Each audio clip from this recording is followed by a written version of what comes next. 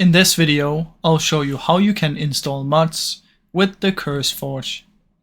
First, what you want to do is Google curseforge.com and come to this website. In here, what you want to do is simply press Get CurseForge app and download the app real quick.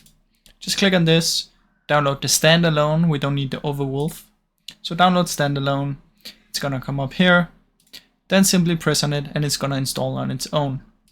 Now, once you have it downloaded, it's gonna look like this. What you wanna do is come over here and click Add Game and then add your Minecraft.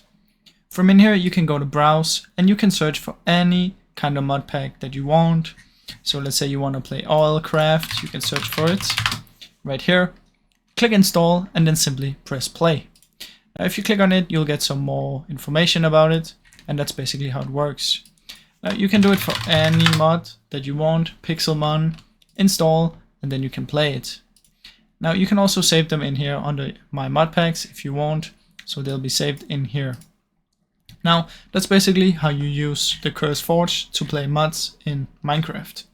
It's really simple, so I really hope you enjoyed the video.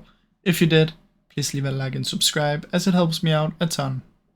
Thank you so much for watching.